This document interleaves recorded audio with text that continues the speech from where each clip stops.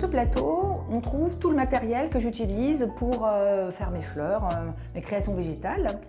Le crépon de fleuriste, qui a la particularité de se détendre de façon beaucoup plus importante qu'un crépon de loisir qu'on utilise habituellement.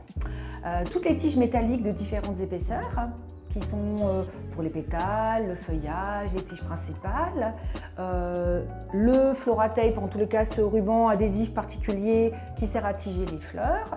Et une foule de matières qui vont servir aux finitions. Donc les encres, les pastels d'artistes, etc.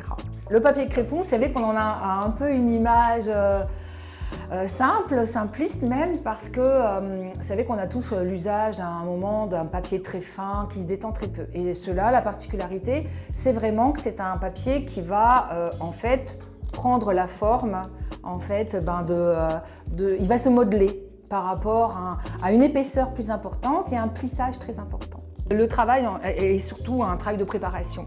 Parce que les pistils, c'est tout du papier, donc très très finement ciselé et en fait en plus coloré par pigment sur le sommet.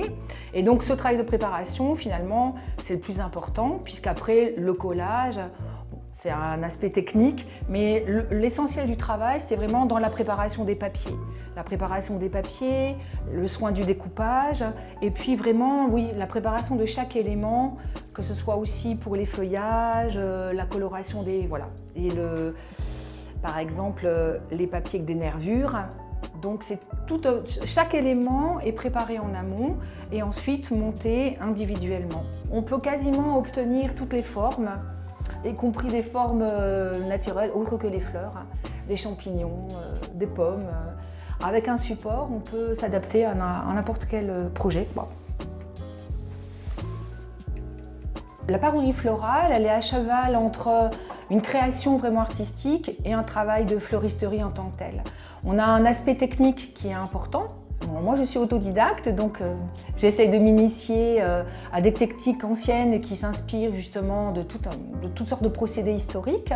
Et puis, avec le travail du papier à la place du tissu, il y a des impératifs mécaniques qui s'imposent à moi, et donc j'apprends en fait à modeler et à travailler. Donc c'est à la fois botanique, à la fois technique et à la fois artistique. C'est ce qui me plaît dans ce travail.